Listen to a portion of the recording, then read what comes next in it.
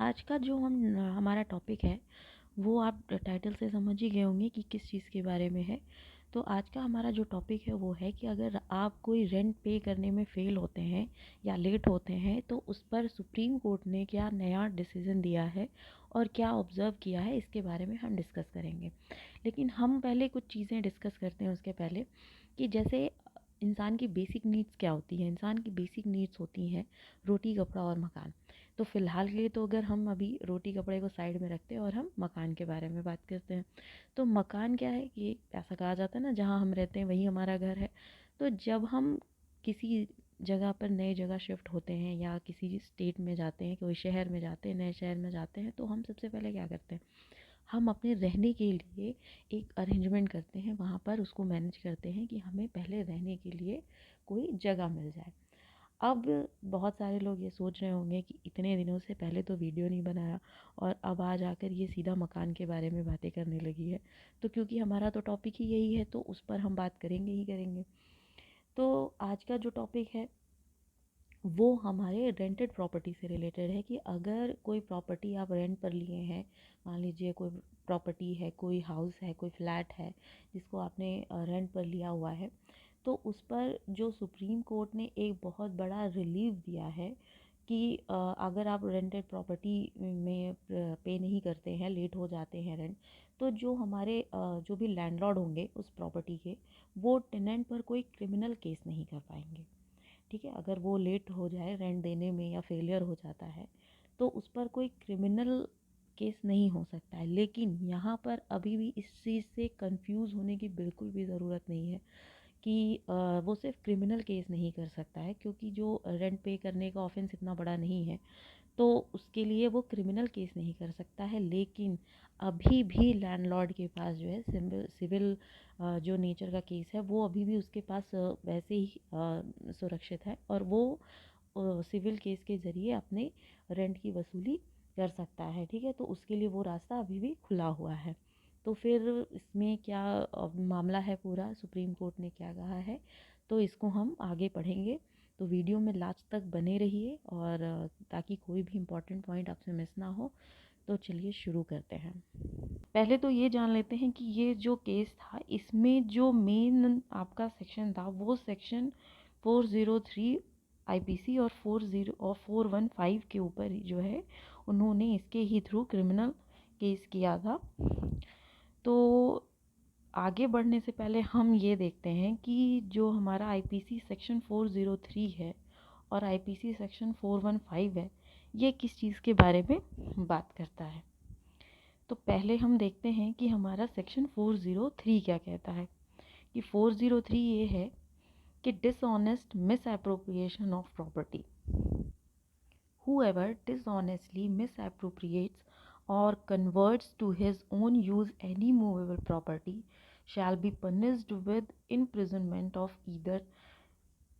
description for a term which may extended to 2 years or with fine or with both। तो 403 हमारा क्या कहता है कि कोई भी ऐसी जो इमूवेबल प्रॉपर्टी है, तो कोई अगर डिसऑनेस्टली किसी इमूवेबल प्रॉपर्टी का अगर कोई मिस अप्रोप्रिएट्स करता है या फिर अपने यूज़ के लिए उसको कन्वर्ट करता है, तो उसे दोनों में से किसी भी तरीके के कारावास हो या जुर्माने से, और जो इम्प्रिजनमेंट होगा वो कितना होगा, वो 2 साल का होगा, या फिर उसको जुर्माने से पनिश किया जाएगा या फिर उसको दोनों से पनिश कर दिया जाएगा। ये हमारा सेक्शन 403 बताता है। अब हम देखते हैं कि हमारा जो सेक्शन है 415 वो किस चीज़ के बारे में बताता है। तो 415 आईपीसी हमारा क्या कहता है कि चीटिंग के बारे में बताता है ये। Whoever by deceiving any person fraudulently or dishonestly induces the person so deceived to deliver any property to any person, to consent that any person shall retain any property, intentionally induces the person so deceived to do or omit to do anything which he would not to do, or omit if he were not so deceived, and which act or omission causes or is likely to cause damage or harm to that person in body, mind, reputation or property is said to cheat. तो ये हमारा section 415 ये कहता है कि अगर यहाँ पर चीटिंग उसे कहा जाएगा, चीटिंग के बारे में, कि कोई पर्सन है अगर वो किसी दूसरे पर्सन से उसको डिसीव करता है इस तरीके से कि फ्रॉडुलेंटली या डिसऑनेस्टली, कि जो है उसे इंड्यूस करे कि वो कोई प्रॉपर्टी उसे डिलीवर कर दे, या फिर अपनी कंसेंट दे दे कि वो कोई प्रॉपर्टी रखेगा, या फिर उस जो डिसीव्ड पर्सन को इंटेंशनली इस चीज़ के लिए वो उसको इंड्यूस करे कि वो कोई कार्य, वो कोई एक्ट ऐसा करे, या उस एक्ट को करने के लिए वो ओमिट करे, कि अगर उसे इस प्रकार से डिसीव नहीं किया गया होता तो वो नहीं करता, या फिर वो ओमिट नहीं करता। कहने का मतलब ये है कि जो पर्सन किसी पर्सन को डिसीव कर रहा है, उसे धोखा दे रहा है, तो वो उसके सामने कुछ इस तरीके की चीज़ों को बनाएगा, इस तरीके से बताएगा कि जो सामने पर्सन है वो उस चीज़ को ही सच समझकर कोई ऐसा काम कर देगा कि अगर उसे वहाँ पर मतलब इस तरीके की चीज़ें नहीं बताई गई होती तो शायद वो नहीं करता। ये इसका एक पार्ट है। तो उस काम से, उस कार्य से उस पर्सन को जो भी फिजिकली, मेंटली या उसके रेपुटेशन रिलेटेड या फिर उसको प्रॉपर्टी संबंधित उसको जो भी कुछ नुकसान हुआ है, जो भी कुछ उसको डैमेजेस हुए हैं, वो हो डैमेजेस हुआ है या फिर उसके होने का प्रोबेबिलिटी है वहाँ पर, तो ये कहा जाएगा कि उस पर्सन ने उसे चीट किया है।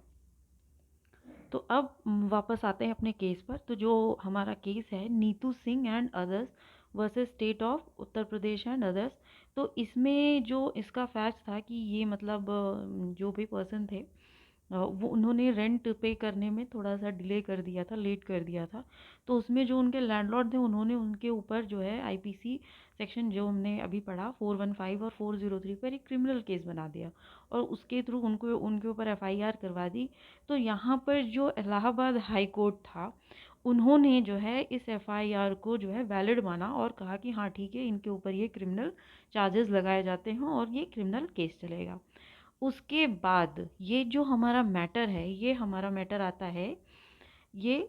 सुप्रीम कोर्ट में, सुप्रीम कोर्ट के थ्रू आता है। तो यहाँ पर जो इस केस का जो ऑब्जर्वेशन था, वो उसमें जो दो जजेस की बेंच थी, justice Sanjiv Khanna and Bela M Trivedi, इन्होंने ये कहा, the failure of non-payment of rent may have civil implications, but it cannot be regarded as a criminal offence under the Indian Penal Code, according to a division bench. There are no mandatory legal conditions for deception under Section 415 of the IPC or misappropriation under Section 403 of the IPC. तो यहाँ पर जो bench है वो ये कह रही है कि अगर कोई पर्सन है वो रेंट देने में फेल करता है, वो पेमेंट नहीं कर पाता है, तो ये एक तरीके का जो है वो सिविल नेचर रखता है, ये एक सिविल इम्प्लिकेशंस है। यहाँ पर उसको as a criminal offence regard नहीं किया जा सकता है, क्योंकि यहाँ पर जो उसके लिए इसेंशियल चीज़ें होनी चाहिए वो रेंट पे ना करने पर वो उसको फुलफ़िल नहीं करता है। तो ये डिवीज़न बेंच के अकॉर्डिंग उन्होंने ये कहा। और जो उसके ऊपर चार्जेस लगाए गए थे 415 और 403 का, तो उसमें जो भी 415 में इसेंशियल एलिमेंट्स हैं और 403 में जो इसेंशियल एलिमेंट्स हैं, सिर्फ इतने से कि वो रेंट पे नहीं कर पा रहा है, वो 415 के जो इसेंशियल एलिमेंट हैं और 403 के जो इसेंशियल एलिमेंट हैं उसको वो कंप्लीट ही नहीं कर रहा है। तो अगर वो रेंट नहीं दे पा रहा है तो ये किसी भी तरीके का डिसेप्शन नहीं कर रहा है वो, तो यहाँ पर वो क्रिमिनल ऑफेंस में नहीं माना जाएगा और ना ही उसके ऊपर कोई क्रिमिनल चार्ज लगाया जा सकता है, ना ही उस पर केस लगाया जा सकता है। The Supreme Court was hearing an appeal challenging an order of the Allahabad High Court refusing to cancel the FIR filed against the current appellant under the Indian Penal Code section 415 cheating and 403 dishonest theft of property. तो यहाँ पर जो supreme court है वो इसी case की जो appeal जो चैलेंज किया गया था सुप्रीम कोर्ट ने, क्योंकि पहले जो इसका जो ऑर्डर था वो इलाहाबाद हाई कोर्ट ने जो एफआईआर की गई थी क्रिमिनल ऑफेंस की, वहाँ पर उन्होंने उसको वैलिड बनाया था और ये कहा था कि हाँ ठीक है, इनके ऊपर ये क्रिमिनल चार्जेस लगेंगे और ये इनके ऊपर ये केस चलेगा। फिर उसके बाद उस जो ऑर्डर को यहाँ पर चैलेंज किया गया और जो अपील की गई थी उसमें सुप्रीम कोर्ट ने इसकी सुनवाई की और फिर उन्होंने अपना ये ऑर्डर पास किया है। तो अब यहाँ पर जो भी प्रॉपर्टी रेंट पे है या कोई फ्लैट है, हाउस है, कुछ भी है, तो उसमें क्या होगा कि अगर आप रेंट पे करने में डिले करते हैं या फिर आप किसी वजह से नहीं दे पाते हैं 2 महीने, 4 महीने, 6 महीने, तो उसमें ये कोई क्रिमिनल ऑफेंस नहीं है और ना ही लैंडलॉर्ड आपके ऊपर क्रिमिनल चार्ज लगाकर या एफआईआर करके आपके ऊपर केस चला सकता है कि आपने सिर्फ इतने से कि आपने रेंट नहीं पे किया तो आप कोई क्रिमिनल नहीं बन जाते हैं। तो ये चीज़ एक बहुत अच्छा और सुप्रीम कोर्ट ने यहाँ पर रिलीफ दिया है कि फाइनली जो ये है, आपको अगर रेंट लेना है तो आप उसको, ये एक सिविल नेचर का केस बनता है तो आप उसको सिविल में जाकर और तब उस पर अपना जो भी आपको रेंट वगैरह लेना है, वसूल करना है, आप कर सकते हैं। बट आप किसी के ऊपर क्रिमिनल चार्ज नहीं लगा सकते सिर्फ इतने से कि वो रेंट नहीं पे किया है या उसको डिले हो गया है, काफ़ी टाइम हो गया है, मान लीजिए 6 महीने, 7 महीने, 1 साल नहीं दे पाया है। तो यहाँ पर ऐसे लोगों के लिए, जो लोग भी बहुत रेंट पर रह रहे हैं, बेसिकली बहुत सारे लोग हैं जो अपने शहर से, स्टेट से इधर उधर जाते हैं पढ़ने के लिए, रहने के लिए, जॉब वगैरह बहुत सारी चीज़ें हैं, बाहर रहते हैं, तो उन लोगों को काफ़ी रिलीफ दिया गया है। तो आई होप कि आपको ये जो पूरा मैटर है समझ में आया होगा और चीज़ें क्लियर हुई होंगी। तो अगर आपको अच्छा लगे तो वीडियो को लाइक कीजिए, शेयर कीजिए और